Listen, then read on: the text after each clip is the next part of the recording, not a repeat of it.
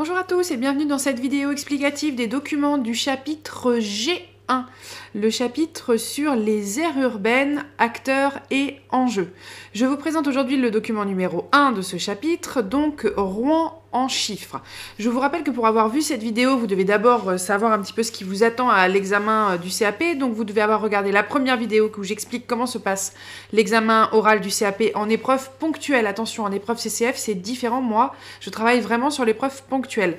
Ensuite, vous devez avoir regardé la deuxième vidéo qui explique comment ficher ces documents, puisque dans cette vidéo ici, je vais vous ficher justement le document avec cette fameuse fiche que j'explique dans cette deuxième vidéo.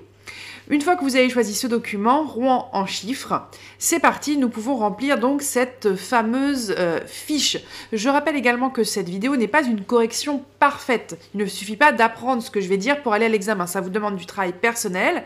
Il va falloir remplir votre fiche avec ce que je vais dire, mais également avec les 3 onglets ici que je vous propose et d'autres choses que vous pourrez trouver en cherchant. Donc c'est une épreuve qui vous demande vraiment un petit peu de travail personnel, de travail à la maison. Alors, pour les élèves qui ont donc choisi ce document, Rouen en chiffres, souvent ce sont mes élèves, puisque nous sommes à Rouen, donc je me suis permise dans le chapitre Espace urbain, acteurs et enjeux, de faire tout un mini-chapitre uniquement sur notre territoire du quotidien à nous, c'est-à-dire la ville de Rouen. Bien sûr, si vous ne connaissez pas cette ville, c'est un peu plus difficile de prendre ce document. Alors, d'abord, on commence par décrire le document. Qui, quoi, où, quand, c'est ce qu'on doit trouver comme information dans votre introduction. Donc, eh bien, d'abord, on définit Rouen. Rouen, c'est une ville, c'est une agglomération moyenne en France qui se situe en Normandie, c'est-à-dire dans le nord-ouest de la France.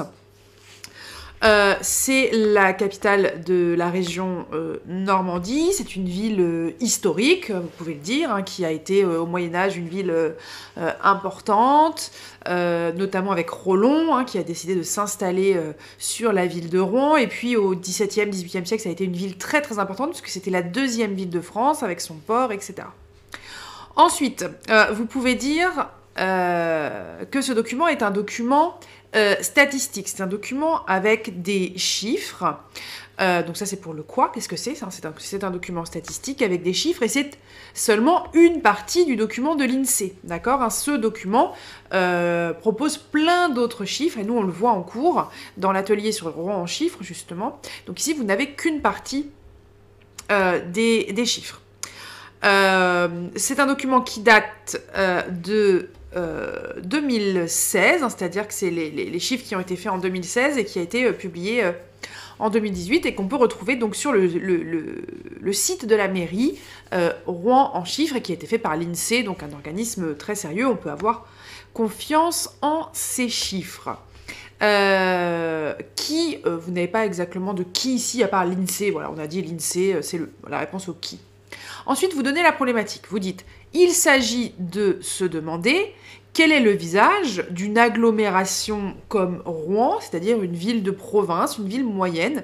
Eh bien, à quoi ça ressemble une ville moyenne et du coup, quels vont être les enjeux de ce type de ville une fois qu'on va voir quel visage elle a, à quoi elle ressemble. Essayez toujours de ramener votre problématique à votre chapitre pour pas qu'on vous dise que vous êtes hors sujet.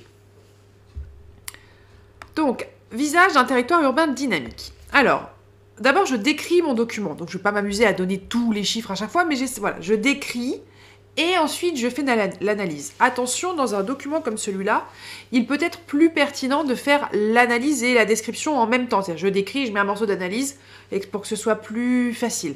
Moi, je vais bien séparer les deux pour que vous voyez la différence, mais le jour de l'examen, vous pouvez totalement différencier, associer, analyse et description.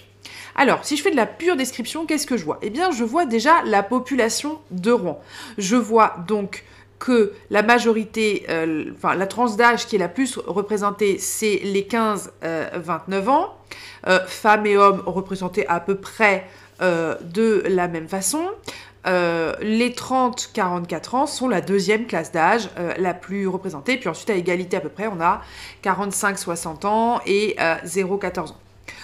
L'indice de jeunesse est à 1,2, la taille des ménages est à 2, On a donc 39% qui sont des ménages avec famille, 18% des ménages sans enfants, hein, des couples sans enfants, et 56% des ménages avec une seule personne. Des familles monoparentales représentent 9%. Le taux de natalité est à 14 pour 1000. On a un petit peu plus de femmes, 52%, et 48% d'hommes. Voilà pour la pure description. Pareil, ici, vous donnez les chiffres. On a donc des écoles maternelles, des crèches, des centres de loisirs, des squares, des lits d'hospitalisation, ça on en parle beaucoup en ce moment, des places d'accueil pour les personnes âgées, des équipements culturels, des équipements sportifs. Vous voyez que si vous faites une pure description, c'est un peu bizarre. Donc il va falloir la mêler avec de l'analyse. Et là, ça va être intéressant. Ce qu'il faut, c'est analyser tous ces chiffres par rapport aux chiffres de la France, aux moyennes de la France. Donc ça veut dire qu'il faut que vous ayez chercher les chiffres en France. Par exemple, Rouen, eh bien, on peut dire que c'est une ville jeune. L'indice de jeunesse, il est ici. Comparez-le avec l'indice de jeunesse en France. Hein, vous avez ici rapport entre la population âgée de moins de 20 ans et celle de 60 ans. Donc Rouen est plutôt une ville jeune. Et ça s'explique assez facilement parce que c'est une ville étudiante. Beaucoup d'étudiants sont à Rouen. D'ailleurs, ça se voit vraiment que c'est une ville étudiante, Rouen. Moi-même qui habite à Rouen, quand c'est l'été, c'est extrêmement calme. Dans les bars, on voit pas beaucoup de monde. Dans les restaurants, on voit pas beaucoup de monde. Et dès qu'arrive le mois de septembre, voilà, c'est une ville qui se remplit avec beaucoup d'étudiants qui viennent faire leurs études en médecine, les études de droit, avec la fac de Mont-Saint-Aignan. L'université de l'école de médecine est assez réputée. Vous avez des grandes écoles d'ingénieurs aussi. Donc voilà, c'est une ville d'étudiantes. Et c'est ce qui explique que vous avez 56% de ménages d'une seule personne. Bah oui, c'est les étudiants qui vivent tout seuls dans un petit studio, dans un petit appartement. D'accord ? Ça vous explique aussi les couples sans enfants, 18%, c'est quand même un chiffre important. C'est parce que c'est une ville jeune, c'est une ville très jeune, et les couples avec des enfants, 39%, eh bien...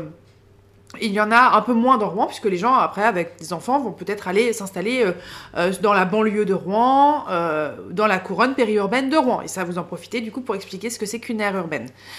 Voilà, ici, la taille des ménages, vous voyez, la taille moyenne, c'est 2. Donc, c'est 2 personnes. Hein, c'est pas beaucoup plus. Ça, c'est la moyenne à Rouen. Le taux de natalité est de 14 pour 1000. Pareil, à vous de comparer. Par rapport à la France. Donc, la France, c'est 12 pour 1000. Donc, Rouen est légèrement au-dessus. Ensuite, on voit les enjeux. Quels sont les enjeux quand on a une ville comme ça, comme Rouen, qui est une ville étudiante, une ville assez jeune? Eh bien, il va falloir avoir forcément des équipements culturels, des équipements sportifs. Et ça, c'est à la mairie de l'aménager. Donc, ce sont des enjeux d'aménagement du territoire. Mais Rouen, on a vu qu'il y avait aussi un peu des personnes âgées. Hein. Ici, on a des personnes de plus de 75 ans, 10% de femmes, 5% sont des hommes. Eh bien, on a besoin de places d'accueil pour les personnes âgées dans la ville de Rouen, dans des EHPAD notamment. Une ville comme Rouen, hein, avec une population... il faudrait que vous ayez... Ah oui, il faut que vous ayez la population de la ville de Rouen pour pouvoir expliquer par rapport aux lits d'hospitalisation, aux écoles maternelles, hein, ce qui est important. Ici, on voit qu'il y a voilà, l'importance de la culture. Hein, la culture ici, les loisirs et puis le sport, hein, les activités extérieures. Et puis l'importance des écoles, hein, de l'éducation, donc les places en crèche, les places de maternelle, puisqu'on a quand même des familles avec enfants, même si c'est pas la grande majorité, on a des ménages avec famille, 39% quand même, donc il faut... voilà, c'est l'enjeu, ça veut dire le défi. Donc voilà tout ce que vous devez dire sur ce document. Vous devez analyser. Encore une fois, je ne fais pas l'analyse parfaite, c'est volontaire, c'est pour que vous alliez travailler, mettre des choses personnelles et ça se verra d'autant mieux quand vous allez passer l'examen. N'hésitez pas à aller regarder ce document. Ce document, justement, c'est le document avec tout. Donc, vous avez ce que je vous ai, moi, choisi, mais vous avez plein d'autres choses. L'emploi, l'activité des ménages, donc moi j'ai choisi les équipements, les types de logements, les revenus, l'éducation, la formation, justement, quand on a des étudiants. Donc, n'hésitez pas à aller le voir et en parler dans votre document, à rajouter, montrer que vous avez des connaissances de cours et dire, voilà, en 2018, on avait des gens plutôt diplômés, À Rouen, c'est plutôt une ville où les habitants ont des diplômes. Voilà, vous pouvez utiliser ça. Ici, vous avez du coup la page sur Rouen. Tiens, justement, on cherchait le nombre d'habitants dans Rouen. Alors, expliquez bien le nombre d'habitants Rouen intramuros. Enfin, intramuros, c'est-à-dire vraiment la ville de Rouen. Puis après, l'agglomération de Rouen. Là, on est sur des villes avec un petit peu plus d'habitants. Vous voyez, la population vraiment dans Rouen, c'est 100 000 habitants. Par contre, l'agglomération, on est à 500 000 habitants. Donc, faites attention quand on donne les chiffres des villes. Est-ce qu'on parle en agglomération? Est-ce qu'on parle juste la ville? C'est plus pertinent de parler d'agglomération, mais attention ici, les chiffres qu'on vous donne, c'est vraiment pour la ville. Et puis ici, on a un document qui peut être intéressant sur l'immobilier à Rouen, justement, qui vous explique quel type de ménage vit à Rouen, quel type de personne vit à Rouen, et du coup, quel type d'immobilier se vend bien. Voilà. Dans l'esprit critique, eh bien justement, vous pouvez dire ce que je viens de dire. Attention aux chiffres. Quand on parle d'une ville, est-ce qu'on parle de la ville intramuros? Est-ce qu'on parle de l'agglomération? C'est pas les mêmes chiffres. Vous pouvez dire que ces chiffres vont forcément bouger actuellement avec ce qu'on vit sur la crise sanitaire, puisqu'on a vu qu'il y avait des gens qui voulaient aller vivre plus à la campagne, ou inversement des Parisiens qui voulaient aller vivre plus dans des petites villes comme Rouen. Donc effectivement, il y a des Parisiens qui commencent à arriver et à acheter des immeubles sur Rouen. Voilà, vous pouvez parler de ça. Après, c'est un document qui est très neutre, hein, bien sûr, puisque ce sont des chiffres. Voilà, qu'on a donné. Après, les catégories peuvent ne pas être neutres, ce qu'on a voulu vous montrer en chiffres. Vous faites une conclusion. Nous avons donc vu le visage de la ville de Rouen, à quoi ressemble la ville de Rouen d'un point de vue des infrastructures, d'un point de vue de la population. Mais il y a plein d'autres choses qu'on peut étudier sur une ville moyenne, une ville de province comme Rouen. Avoir le visage de la ville, ça nous permet de voir les enjeux d'une aire urbaine, comme celle de Rouen.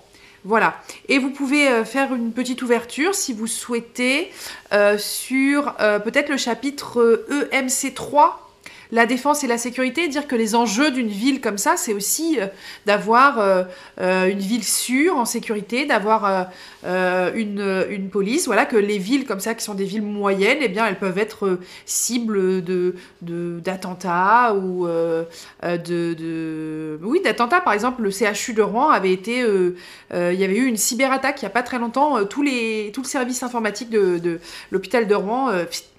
capoute. Regardez sur internet, c'était il n'y a pas très longtemps. Voilà, donc vous pouvez faire un lien sur ça, montrer que, bah oui, les villes, un des enjeux aussi, c'est de garantir la sécurité des habitants. Voilà donc pour ce document. N'hésitez pas donc à regarder tous les onglets, pardon. Je vous souhaite bon courage pour la préparation de votre examen. N'hésitez pas si vous avez des questions. Ciao.